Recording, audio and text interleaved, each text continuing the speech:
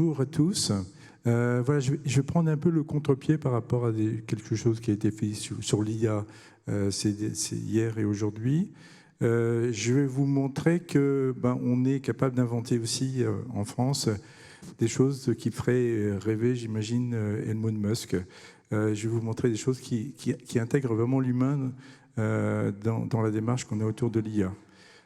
L'IA telle que la plupart des gens la connaissent, c'est l'IA numérique. C'est celle que vous voyez à gauche.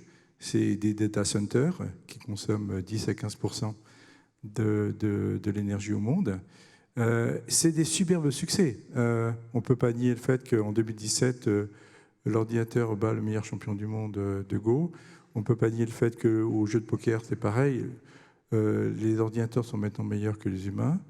Et puis, un résultat tout à fait spectaculaire qui a été obtenu toujours avec la même approche autour des pliages des acides aminés. Alors, les acides aminés, c'est des composants essentiels dans le domaine des protéines.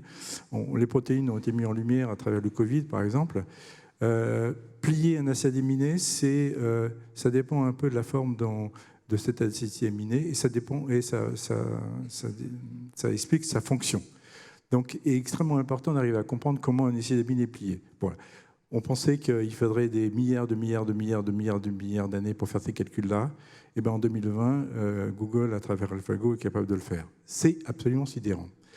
Nous, on défend une approche qui est complètement différente, dans laquelle l'humain est vraiment important, et on considère que les données ne sont pas numériques. Les jeux d'échecs et les jeux de Go, etc., évidemment, c'est des espaces finis, discrets. On est dans le domaine de l'humain, donc on est dans le domaine du continu, donc on a une approche qui est complètement différente, et on se base davantage sur l'analogie. Donc l'analogie est le cœur de notre pensée. Et si vous regardez la lettre A que vous voyez là, si vous essayez de définir mathématiquement ce que c'est qu'un A, personne ne peut le faire. Par contre, tout le monde ici a été capable de voir que cette là est un A. Pourquoi ? Parce qu'à travers toutes les publicités que vous avez vues de police de caractère, etc., vous avez identifié tous les A qu'on pouvait imaginer, et vous n'avez pas de doute, votre esprit est capable de calculer que ça, c'est un A. Et les mathématiques, vous ne le diront jamais. Hein. Donc ça, c'est la revanche de l'intelligence artificielle par rapport aux mathématiques. On est capable d'analyser ce genre de choses. Alors, on veut prendre le contre-pied par rapport aux approches classiques, parce qu'on veut des données locales. On veut éviter d'avoir une IA qui soit gérée sur des data centers. On veut avoir des électroniques très basse consommation, c'est-à-dire on ne veut pas consommer 10 ou 15% de la consommation électrique au monde.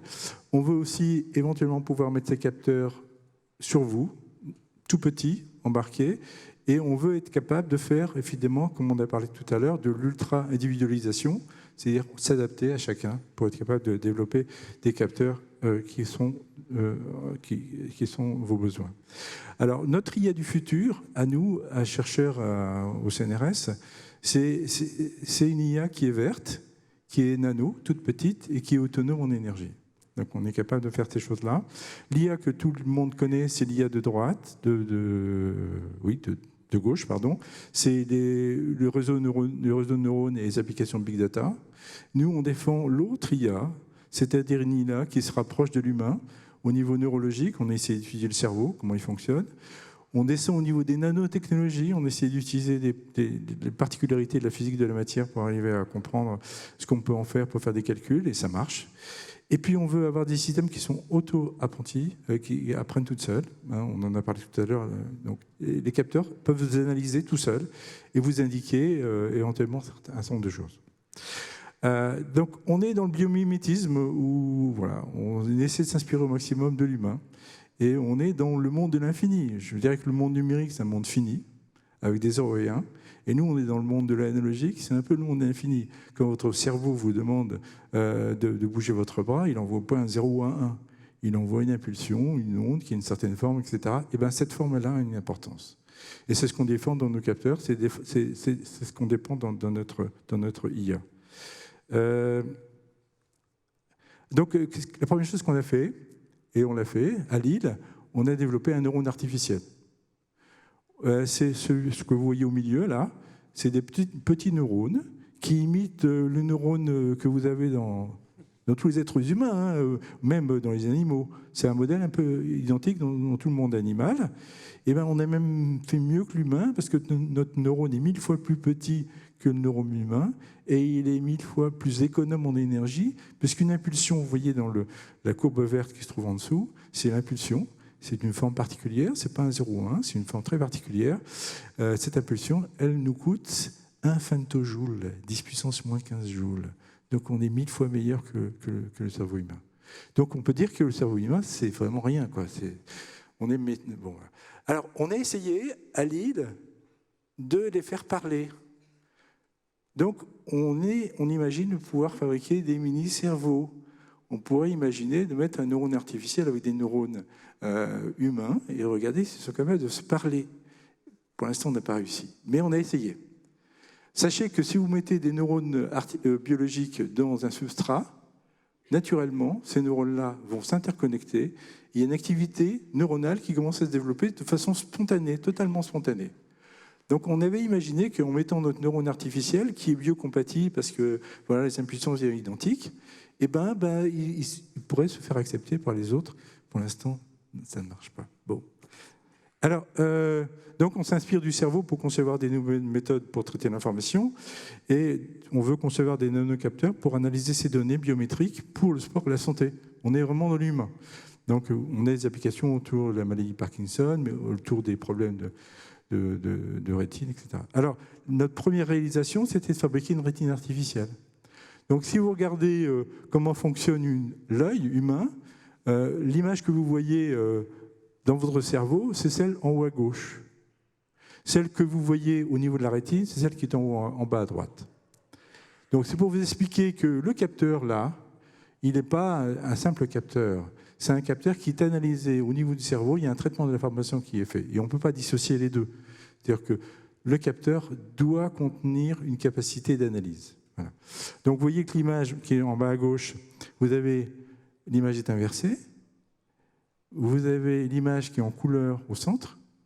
Vous avez l'image qui est noir et blanc et flou aux alentours. Et vous avez un trou noir, là, qui est le nerf optique.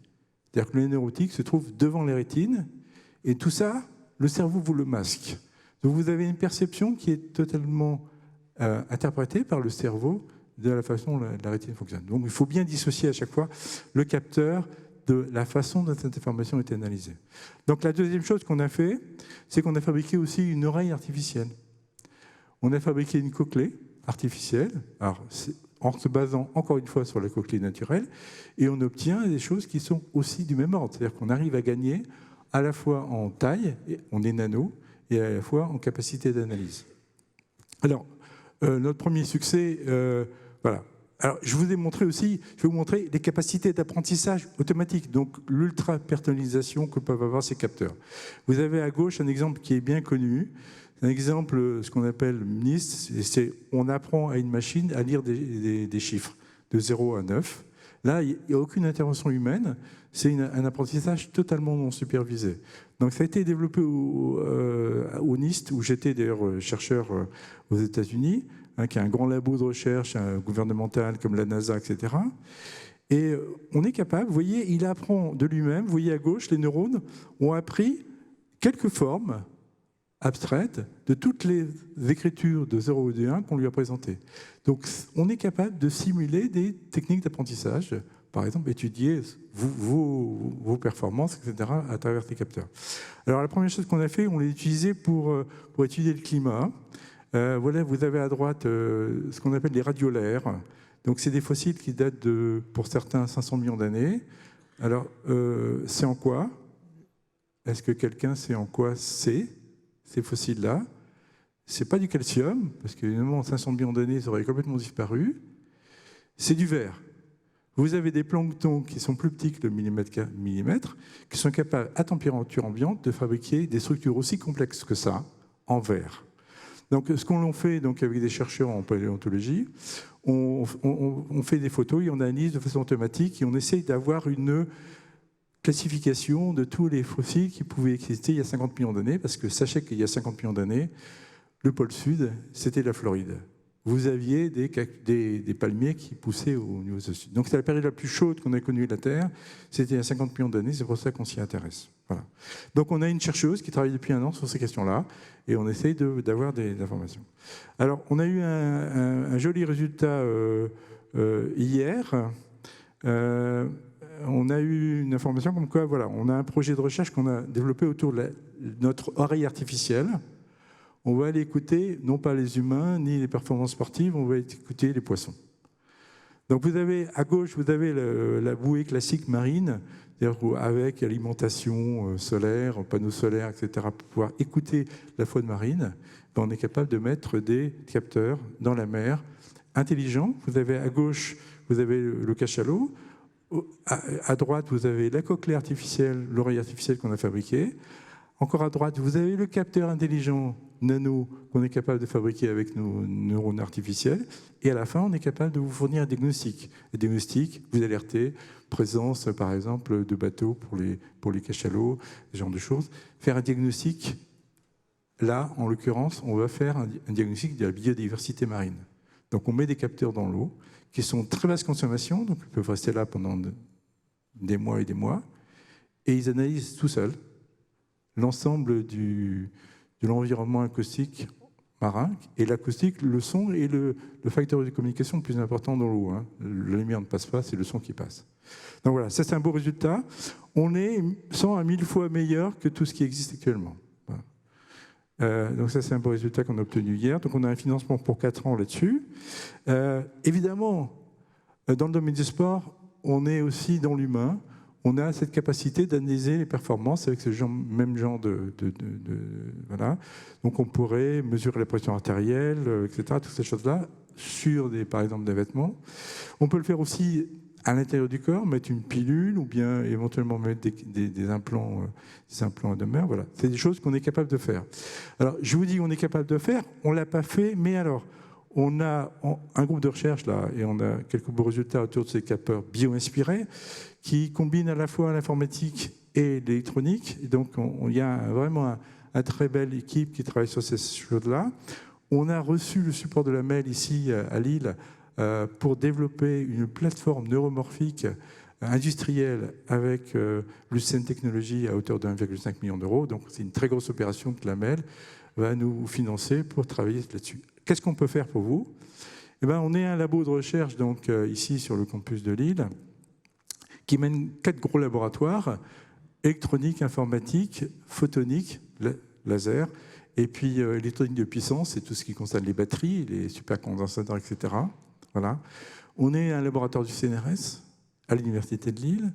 On est capable, à travers des plateformes industrielles là, qui vont se mettre en place, de éventuellement vous proposer d'adapter vos besoins à nos puces pour être capable d'analyser aussi voilà, les données biométriques que vous pourriez avoir besoin d'analyser. Et mieux encore, on a mis en place un master, dont certains étudiants peut-être sont ici, sur Emergent Technology. Donc on forme des étudiants sur 2 ans. On a commencé l'année dernière, on avait 15 étudiants, on est passé à une 50aine.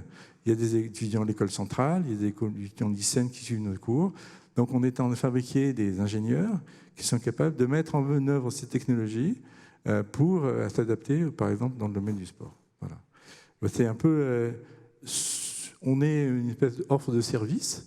Hein, c'est qu'on a la capacité de fabriquer des tout petits composants, des nanocomposants, qui sont capables d'analyser localement vos données sportives voilà, pour éventuellement mieux comprendre vos performances ou voilà, vous aider les athlètes ou les gens, les coachs. Voilà. Je vais m'arrêter là. Mais on va sûrement avoir... Merci en tout cas pour toutes ces explications. Des questions dans la salle. Pour vous, on va peut-être donner la parole à Antoine. D'abord, Antoine Barilec, vous êtes cofondateur de la start-up Le Nouvel Écuyer qui repose justement, vous allez expliquer mieux que moi, sur la conception de capteurs et des outils d'analyse de la position du cavalier sur le cheval. Est-ce que c'est ça? Expliquez-nous. Exactement. Et je pense qu'on a une petite vidéo juste pour être on va pour regarder, expliquer, pour vous imaginer un petit peu ce qu'on fait.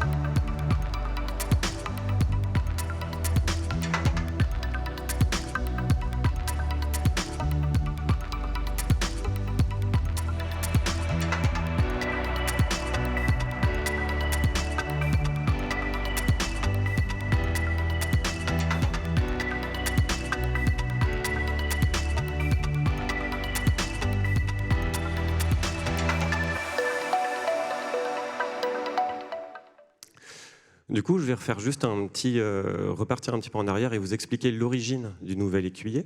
En fait, j'ai un cheval à la maison et ce cheval avait des problèmes de dos. Et du coup, je suis allé voir le vétérinaire. Le vétérinaire arrive à peu près à identifier le problème, mais nous oriente vers le cellier. Le cellier analyse. Après son analyse, il nous réoriente vers un ostéopathe. L'ostéopathe, il analyse, il nous réoriente vers le vétérinaire. En fait, à aucun moment dans cette histoire, il y a quelqu'un qui a pu nous montrer une preuve formelle, une vraie preuve de quelle est l'origine du mal de dos de notre cheval.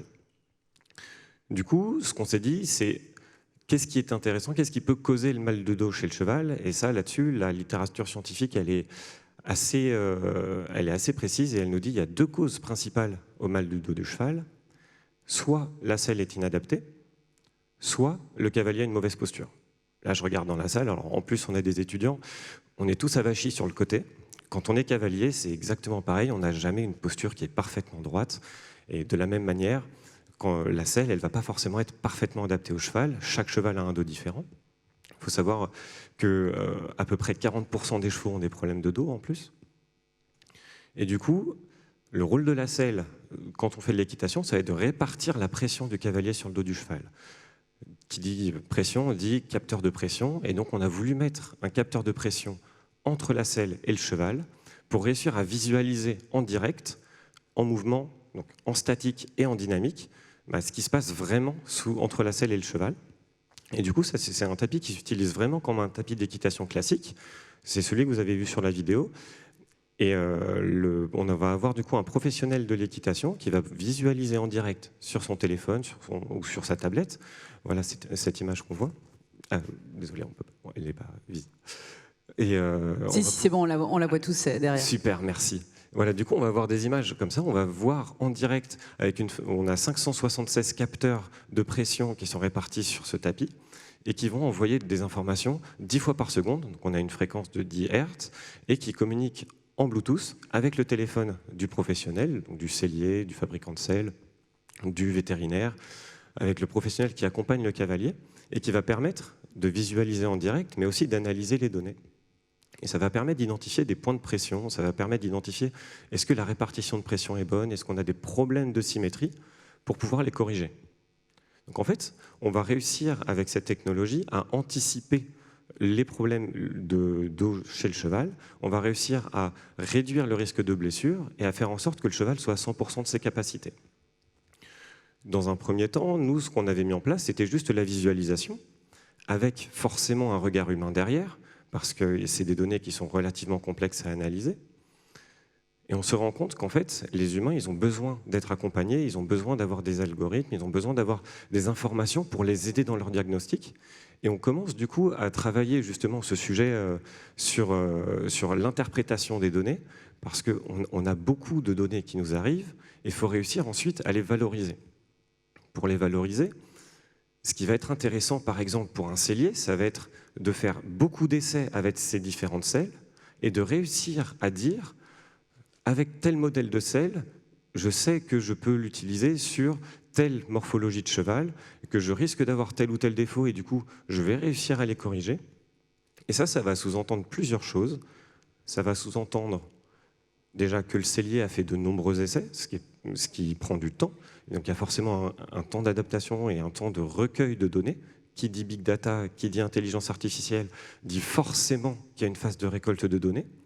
Les données doivent être de qualité. Donc nous, on essaye d'avoir des capteurs qui sont le plus précis possible, qui du coup n'influencent pas du tout ce qui se passe au niveau du cheval. Il faut que le cheval se comporte de manière normale. Donc on a des capteurs qui sont souples, on a des capteurs qui sont très résistants, on a des capteurs qui sont pour le coup très petits. Pour en avoir 570 sur le tapis, il faut qu'ils soient relativement petits. Et comme tu le disais Philippe, il faut aussi des capteurs qui soient peu consommateurs en énergie. Là, le tapis, il est en autonomie, donc on a une petite batterie dessus qui va permettre aussi de discuter en Bluetooth et de sauvegarder les données. Il faut que tout ça puisse vraiment être embarqué pendant l'utilisation. La finalité de tout ça, c'est qu'on est en train d'essayer de mettre en place des algorithmes qui vont permettre d'identifier. On sait que quand on voit telle répartition de pression, le défaut, très souvent, ça va être peut-être lié à la selle, peut-être lié au cheval, peut-être lié au cavalier. Aujourd'hui, si vous voyez juste un point de pression avec le tapis capteur de pression, vous n'allez pas être capable de dire est-ce que c'est la selle, par exemple, la matelassure de la selle qui a un petit peu bouloché et qui du coup fait un point de pression? Est-ce que c'est le cheval qui au contraire a une bosse dans le dos et du coup va générer ce point de pression? Est-ce que c'est le tapis qui a du coup fait une mesure intrusive et qui va générer un point de pression? Et donc, pour réussir à identifier tous ces cas-là, on va essayer d'amasser de la donnée et on met en place, du coup, c'est ce que je disais, une stratégie de développement d'algorithmes pour analyser et répertorier l'origine de ces défauts. Et un point crucial dans tout ça, c'est que les données doivent être prises selon un certain protocole. Si vous avez des données, il faut que vous sachiez qu'elles ont été prises dans un protocole respecté, fiable et identique. C'est la démarche scientifique qui nous permet d'avancer, du coup, sur ce sujet-là. À côté de ça, il faut être capable de répertorier sur chaque essai quel était le matériel utilisé, quelles étaient les variables de l'environnement. Est-ce qu'il faisait très chaud? Le cheval, forcément, va transpirer plus quand il fait très chaud. Il ne va pas avoir exactement le même comportement. Quelle est la race du cheval? Est-ce que c'est un cavalier de compétition? Est-ce que c'est un cavalier amateur? Et en fait, on va avoir beaucoup de données qui ne sont pas forcément liées à des capteurs, mais qu'on va devoir associer à chaque mesure. Et récolter ces données-là, croyez-moi que c'est la partie la plus compliquée, parce que c'est l'utilisateur qui doit les renseigner sur chaque essai, et c'est à partir du moment où on veut avoir une politique d'analyse de données, il faut que ces données-là soient proprement renseignées. Et comme je le disais, on peut aussi avoir beaucoup de ces données. Il faut réussir à filtrer lesquelles sont pertinentes. Est-ce que, par exemple, je parlais de la météo, est-ce que c'est vraiment pertinent pour un cellier de recouper par rapport à la météo? Ça peut l'être, mais on va se poser la question de la pertinence et on va devoir faire beaucoup d'essais pour réussir à déterminer quelles sont les données pertinentes, quelles sont les données essentielles que l'on veut associées à nos essais, à nos enregistrements et à nos captures. Et du coup, la finalité de tout ça, c'est pour vous dire que les données sont nécessaires, il vous faut des capteurs, ça c'est sûr à 100%, si vous voulez analyser, il vous faut des capteurs, et il vous faut du coup une masse de données, et surtout des données propres. Il faut que vous vous posiez les bonnes questions pour avoir derrière, vraiment réussir à filtrer quelles sont les données les plus pertinentes dans le cadre de votre étude, quelles sont les données les plus pertinentes pour que vous puissiez répondre à vos questions et aux besoins des utilisateurs. Merci. Vous êtes d'accord avec, avec tout ça, Philippe? Je vous ai vu opiner de la tête. Pardon? Je disais, est-ce que vous êtes d'accord avec... vous avez l'air à la fois très intéressé, et à la fois... Il y a évidemment beaucoup de points communs entre ce que vous nous avez raconté. Voilà, on est preneur de ce type de capteur pour essayer justement de localiser les données et puis de les analyser. Et tu disais justement qu'il faut éviter de ne pas diffuser des données qui ne seraient pas pertinentes, etc. Mais ce n'est pas forcément facile à analyser, à savoir au départ. Et l'idée qu'on défend dans nos capteurs, c'est que l'auto-apprentissage est capable, quelque part, de discriminer de façon efficace quelles sont les données qui sont pertinentes et celles qui ne le sont pas. Et je suis toujours bluffé par les applications que peuvent avoir l'IA. Par exemple, j'ai appris hier que les gens de chez IBM, avec leur logiciel Watson, étaient capables, en regardant une vidéo d'un concert, par exemple, ils mettaient un petit extrait de vidéo de concert, une orchestre classique, l'ordinateur est capable de deviner le morceau. Par exemple, simplement au mouvement des archets des violons. Et pourquoi n'y avait-on pas pensé avant? Voilà. C'est ces choses-là qui nous échappent, c'est ces données-là pour lesquelles on n'a pas la pertinence de les étudier. Parfois, des systèmes thématiques permettent de le faire, et de façon totalement inattendue. Est-ce que vous avez des questions dans la salle? J'imagine que oui. Sinon, je sais que Jean a des questions, mais on aimerait bien que vous nous posiez vos questions. Ça y est, quelqu'un là-bas. Bonjour, Arnaud Vaquet. Je me posais la question finalement entre le chercheur et aussi l'entreprise, comment on pourrait finalement améliorer le lien, notamment par rapport à nos étudiants qui des fois veulent se lancer dans la création d'entreprise. Donc ça c'est un premier pas. Et j'ai envie de dire, est-ce que finalement 576 capteurs, c'est pas finalement très peu comparé finalement à ce qu'on est capable de faire, parce qu'on fait de la nanotechnologie. Est-ce que donc demain l'évolution c'est pas d'avoir 1500 ou 1 million de capteurs pour finalement encore améliorer les choses, et donc finalement d'avoir un retour grâce à l'intelligence artificielle sur du dépositionnement, enfin bref, avoir un retour d'infos qui permettrait en direct à l'entraîneur justement d'améliorer son entraînement, mais aussi finalement ses plans d'entraînement, et puis derrière après finalement l'entraînement du cheval et du cavalier. Alors, c'est une Double question, je vous laisse répondre à la dernière. Ouais, je vais commencer par du coup la deuxième partie sur le nombre de capteurs. En fait, on serait capable d'avoir plus de capteurs. Par contre, sur ce qu'on est en train d'analyser, donc le cheval, c'est une matière molle, la selle est une matière molle, et en fait, les défauts qu'on va aller chercher sont des défauts qui sont macroscopiques. Et du coup, on n'a pas forcément besoin d'aller chercher justement une analyse ultra fine. On serait capable de multiplier le nombre de capteurs, mais par contre, le tapis, son prix serait exorbitant. Et du coup, il y a une logique aussi à vouloir proposer un produit pour le marché. Le marché, il va être prêt à mettre un certain prix, et du coup, il faut que le produit réponde à leurs besoins. Et là, aujourd'hui, avec les 576 capteurs, ça correspond complètement à leur utilisation. Donc les défauts qu'on va aller chercher sur des selles, ça va être des défauts de l'ordre du millimètre ou du centimètre, et c'est vraiment la gamme qui est recherchée. Donc en fait, à chaque fois qu'on va, enfin c'est vraiment une excellente question dès qu'on veut passer du coup de la recherche où justement on cherche à pousser les curseurs. Nous, on va chercher non pas à aller le plus loin possible, mais à être pertinent et à être pragmatique par rapport à l'utilisation qu'on en fait. Et pour la deuxième question, sur le rapprochement entre le monde universitaire de la recherche et les entreprises, quand on est des startups, il y a beaucoup d'échanges qu'on peut faire. On rencontre notamment des laboratoires assez régulièrement.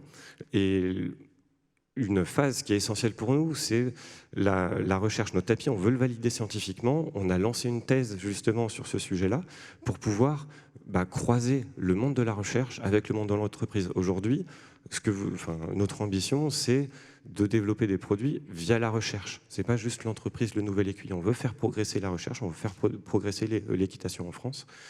Et ça peut être une première piste, c'est effectivement des étudiants qui sont très curieux, qui sont apporteurs d'idées et qui vont analyser justement tous les différents paramètres. Ça, ils peuvent s'intégrer dans des startups sur des cas métiers. Ils peuvent aller analyser uniquement, j'imagine, en laboratoire les technologies de pointe, et derrière, les idées, elles vont croiser, elles vont fusionner, et ça va réussir à générer de la création d'entreprises sans aucun souci. Je ne sais pas, Philippe, si tu veux rajouter. Oui, répondez, Philippe également. Oui, la question avait été posée à la session précédente sur l'expertise de l'INRIA concernant les entreprises. Effectivement, nous, on a décidé de mettre en place une plateforme technologique justement pour permettre ça. Donc, on peut y répondre de deux façons. La première, c'est qu'un certain nombre de nos étudiants veulent suivre leur master en alternance. Donc là, c'est idéal. Vous avez quelqu'un qui, à la fois, est en formation une semaine, et puis une semaine, il peut être dans votre petite entreprise pour essayer d'analyser quels sont les besoins. Et puis, il y a, comme ça, une formation qui est parfaitement adaptée à vos besoins éventuellement. Après, une autre, pour des sujets un peu plus compliqués, la possibilité d'obtenir une bourse CIFRE. Là, c'est des bourses sur 2 ou 3 ans, c'est des thèses. Et là, on est aussi potentiellement là pour vous accompagner sur ces choses-là. Donc, à la fois, côté master, je pense que c'est un beau succès, ce master de technologie émergente. C'est vraiment, on a des très bons étudiants. Normalement, le master de l'ESR en anglais. Il ne s'est pas fait en visio, il s'est fait en français, heureusement. C'est parce qu'en anglais, en visio, c'est quand même un peu compliqué de faire tous ces cours. Cette année, ce sera en anglais. Donc, on attire les meilleurs et on en est assez fiers. Et on peut vous proposer ces étudiants qui sont formés à cette nouvelle technologie pour pouvoir les faire des transferts dans le domaine de l'entreprise. Voilà. Une autre question, peut-être ?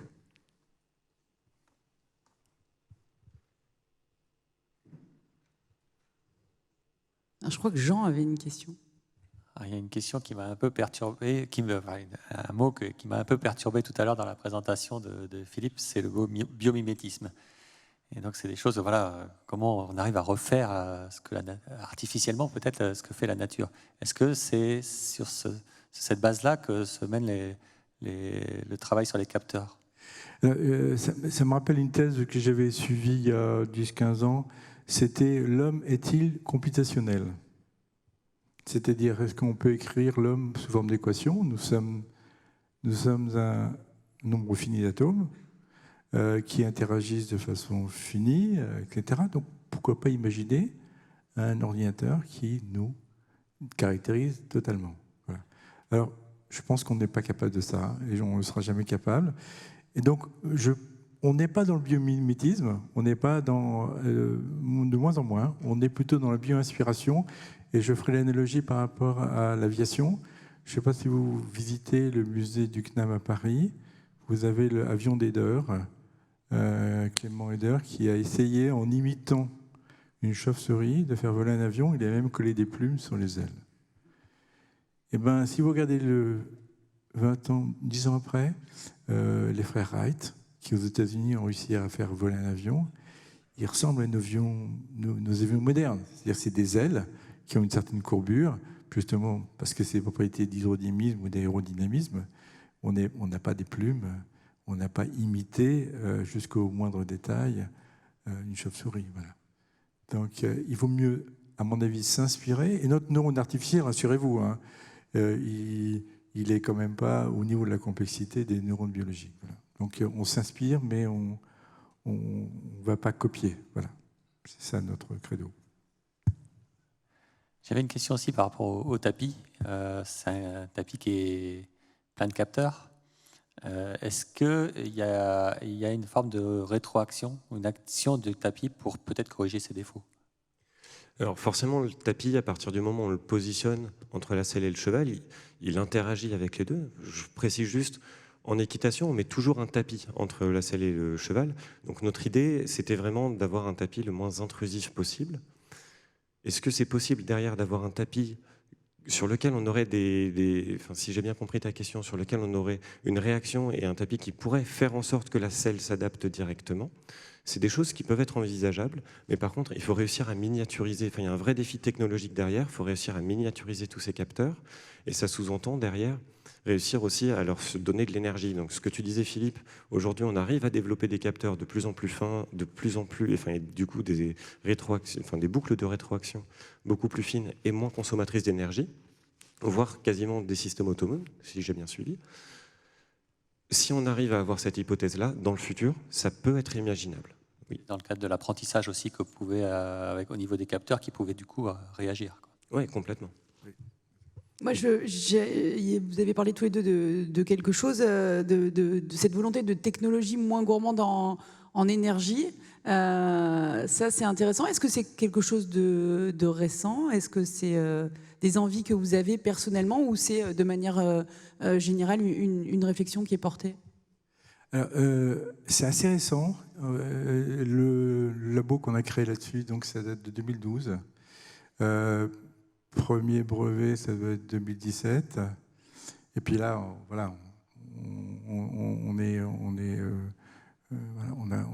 est bien soutenu au niveau européen, au niveau national là-dessus. Alors, il y a une découverte. On connaît le boson de Higgs. C'est une particule imaginaire dont on a pu prouver l'existence à travers le cyclotron à Genève. Il y avait une espèce de boson de Higgs aussi en électronique. Il faut se rendre compte que le monde des nanoparticules, les nanomatériaux, n'a rien à voir avec le micro. Quand vous changez d'échelle, vous avez des comportements complètement différents. Pour vous donner un exemple, les premières utilisations de nanoparticules, c'est les vitraux du Moyen-Âge où on voulait avoir du rouge. Et pour avoir du rouge dans les vitraux de verre du Moyen-Âge, on prenait de l'or qu'on mettait à une taille nanométrique. Et à cette taille-là, l'or est rouge. Vous avez des comportements physiques complètement différents quand vous êtes au niveau micro ou au niveau nano. Et au niveau du nano, un atome de silicium qui est dans votre corps ou un atome de silicium qui est dans une puce informatique, ils ressemblent beaucoup. Donc on est à une échelle où le vivant et le non-vivant et l'artificiel sont très proches. Donc la révolution, elle a été en 2008, quand des chercheurs de HP ont montré un phénomène qu'on avait supposé mais qu'on n'avait jamais identifié, qui est un phénomène matériel, physique, qui se rapproche de celui de nos synapses. Les synapses, c'est le point essentiel au niveau de nos cerveaux pour l'apprentissage. Donc on peut trouver des matériaux physiques, en dur, qui imitent le vivant, qui imitent la façon dont le cerveau fonctionne. Voilà. Donc en changeant d'échelle, en arrivant au niveau nano, on a découvert tout un nouveau monde, qui est à la fois le monde du petit, parce qu'on consomme moins, etc., mais aussi on a des formes d'intelligence qu'on peut capter dans le comportement même de la physique des matériaux. Et ça, c'était une révolution. Voilà. Tu apportes un regard technologique extrêmement pointu, c'est très intéressant. Sur l'aspect effectivement écologique, parce que la finalité de réduction de tout ça, c'est effectivement l'aspect environnemental. Nous, c'est dans l'air du temps forcément de réduire la consommation énergétique. Tu l'avais cité au tout début de ta présentation, quasiment 10 à 15%, je crois, de l'énergie mondiale aujourd'hui est utilisée par des serveurs pour le numérique. Nous, ce qu'on veut effectivement faire, c'est réussir à réduire notre empreinte. On va s'axer sur plusieurs choses. On va réduire forcément, on essaie de ne pas avoir trop de capteurs plus que nécessaire, de ne pas avoir de capteurs plus que nécessaire, et derrière, d'avoir des capteurs qui consomment moins. C'est-à-dire que derrière, on va devoir moins recharger ses batteries, le produit va être utilisable plus longtemps, et du coup, on va réduire notre empreinte sur cet aspect-là. À côté de ça, il y a encore un autre aspect pour nous, qui vraiment nous touche, c'est l'aspect bien-être animal. Alors ça comprend l'environnement dans son ensemble, mais l'équitation très récemment aux Jeux Olympiques a eu relativement mauvaise presse, alors qu'il y a vraiment le bien-être animal et le bien-être du cheval, c'est au cœur de toute la discipline. Et on veut vraiment que les chevaux soient à 100% de leur capacité tout le temps et soient capables du coup de vivre une vraie vie d'animal avec des compétences sportives, réduire les blessures, etc. Donc l'impact environnemental et l'impact aussi animal, parce qu'on est tous ensemble sur cette terre. Merci. Alors je ne sais pas s'il y a peut-être une dernière question, mais je crois que vous nous avez tout bien expliqué. Jean, vous avez une dernière question? Merci, messieurs. C'était très clair et c'était très intéressant. On vous applaudit. Merci à vous.